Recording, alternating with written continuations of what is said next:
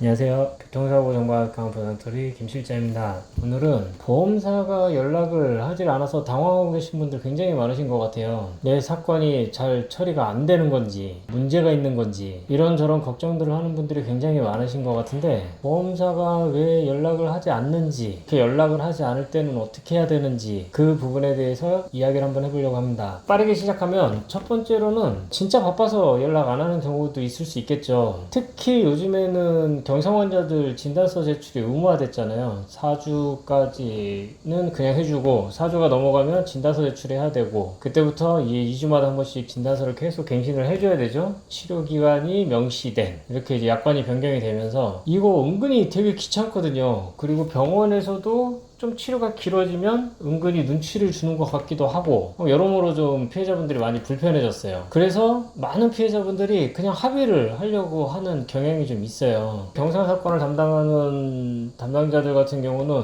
이런 전화 받느라고 거의 뭐 업무가 마비될 지경이다, 뭐 이렇게 이야기를 하더라고요. 그러다 보니까 이제 연락을 못하는 피해자분들이 종종 계시는 것 같아요. 근데 연락 안 온다고 하시는 분들의 공통점들을 이렇게 보면은, 사고 초기에 연락이 왔었는데 치료 좀 더 받겠다고 하고서 미뤘던 거죠, 합의를. 근데 이제 그 뒤로 연락이 안 오는 경우가 제일 많은 것 같고, 사고 초기인데 이제 뭐 2, 3일 정도뿐이 안 됐는데 연락이 안 온다, 뭐 이렇게 얘기하시는 분들도 좀 있는 것 같고, 근데 전반적으로는 담당자들이 좀 바빠서 연락을 안 하는 경우가 있지 않겠느냐, 이렇게 생각을 합니다. 그리고 두 번째부터는 약간 심리적인 부분들이 좀 있을 수 있어요. 연락을 하지 않아서 피해자들한테 불안한 마음을 갖게 하는 작전인 거죠, 작전. 피해자들은 대부분 불안해요. 그러면 불안한 마음을 갖고 있는 피해자들을 상대하는 보험사는 합의에서 당연히 유리할 수밖에 없겠죠. 피해자분들은 어떻게든 빨리 끝내려고 하는 심리가 생길 수도 있을 거고요. 이러한 심리를 이용하는 게 아닌가, 이렇게 생각도 듭니다. 세 번째는 보험사가 연락을 잘 하지 않음으로 인해 가지고 피해자를 지치게 만들 수도 있어요. 이렇게 지치게 되면은 피해자분들 입장에서는 대충 합의를 하고 끝을 내자, 이러한 마음이 생길 수도 있거든요. 아마 경상의 부상에서 피해자가 높은 합의금을 요구를 할 때 보험사가 가장 많이 써먹는 방법이 아닌가, 이렇게 생각도 드는데, 하루 이틀도 아니고 몇 달이고 길면 몇 년까지 이렇게 그냥 내비둬 버리는 거죠. 결과적으로 보면 결국 지치는 거는 또 피해자분들이더라고요. 보험사가 급한 게 없는지 대부분은 피해자분들이 지쳐가지고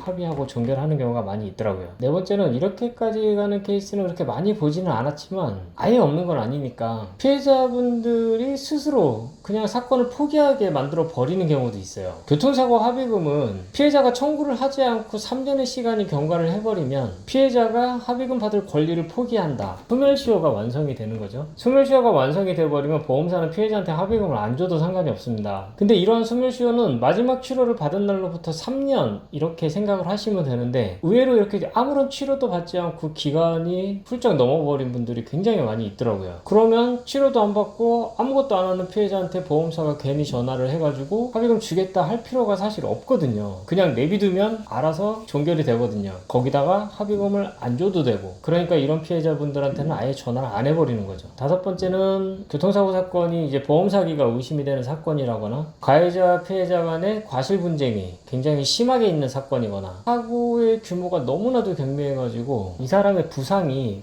너무나도 의심스러워가지고 뭔가를 진행을 하려고 할 때, 소송이라든가 경찰의 수사라든가 이런 거를 진행을 하려고 할 때, 이러한 경우에도 아예 연락을 안 하는 경우가 있죠. 교통사고 가해자의 민원이 너무나 심한 경우도 있을 수 있고, 저 인간 합의금 절대 주지 마라, 사기꾼이다, 뭐 나이롱 환자다, 이런 식으로. 그 외에 뭐 여러 가지 사안들이 있을 수 있긴 하겠지만, 이런 식으로 법적으로 어떤 문제들이 있을 때 이런 경우에도 연락을 안 하는 경우가 많이 있더라고요. 그래서 어떤 경우에 보험사가 연락을 하지 않을까 정리를 해봤더니 크게 이렇게 한 5가지 정도 이렇게 구분이 되는데, 이렇게 연락이 없을 때는 어떻게 해결을 해야 되는지 지금부터는 그 해결 방안에 대해서 얘기를 한번 해보도록 하겠습니다. 첫 번째는, 보험사의 고객센터에 전화를 하셔가지고 민원을 제기를 한번 해보시는 거예요. 담당자가 사고 이후에 아직까지도 나한테 연락이 한 번도 없다, 내 담당자가 누군지도 모르겠다, 나한테 전화 좀 한번 하라고 해라, 이렇게 요청을 하면 빠른 시간 내에 담당자분한테 연락이 올 겁니다. 두 번째도 마찬가지로 고객센터에 연락을 하는 건데 담당자한테 연락을 요구하는 게 아니라 아예 그냥 담당자 변경 신청을 해버리는 거예요. 사고 이후에 한 번도 연락도 없고 일 처리도 잘 안 하는 것 같고, 그래서 내가 기분이 좀 안 좋으니까 일 처리를 잘하는 담당자로 변경을 해서 연락을 하라고 해라, 이런 식으로 요청을 하는 거죠. 마찬가지로 빠른 시간 내에 바뀐 담당자한테 연락이 올 겁니다. 세 번째는 그냥 다이렉트로 연락을 해보는 겁니다. 근데 이렇게 담당자랑 직접 통화를 할 때는 제가 주의해야 될 점이 있다고 말씀을 드렸는데, 첫 번째 통화에서부터 합의금 이야기 하는 거는 좀 바람직하지 않다, 이렇게 말씀을 드렸어요. 그래서 그런 이야기를 하는 것보다는 병원 치료 관계나 진단서 문제라든가, 아니면 내가 낸 치료비가 있으면 이런 직불 치료비에 대한 이야기라든가, 이런 식으로 좀 궁금했던 부분들로 이야기를 좀 하시면서 이 담당자가 어떤 성향인지, 이 담당자가 사건을 빠르게 종결을 하고 싶어 하는 지금 현재 상태인 건지, 이런 부분들을 체크를 해보시는 것도 좋습니다. 처음부터 합의금 이야기 하지 말라고 하는 이유가 뭐냐면, 합의금 이야기 자꾸 하다 보면 담당자들한테 여러분들은 낚여가지고 아무 생각 없이 그냥 합의를 해버리는 경우가 있거든요. 이런 거 주의하라고 말씀드리는 거예요. 네 번째는 병원을 옮겨보는 방법도 있습니다. 지역별로 병원별로 담당하는 담당자들이 다 따로 있는데, 여러분들이 병원을 옮기게 되면 그 병원을 담당하는 담당자로 변경이 될 수가 있어요. 이렇게 담당자가 변경되면은 그 변경된 담당자로부터 연락이 오는 경우가 있습니다. 하지만 내가 지금 치료를 잘 받고 있었던 병원이었는데 굳이 담당자를 바꾸기 위해서 다른 병원으로 옮긴다? 이거 실익이 있나요? 뭐 이런 생각이 좀 들긴 하는데, 또 실질적으로 이런 방법을 이용해서 담당자한테 연락을 오게 만드는 분들이 계시니까 이것도 방법 중에 하나가 될 수 있겠죠. 이렇게 네 가지 정도 보험사 담당자한테 연락을 오게 하는 방법? 다른 방법들도 좀 있기는 한 것 같은데, 뭐 불편한 방법들 말고 보편적으로 많이 사용할 수 있는 방법들에 대해서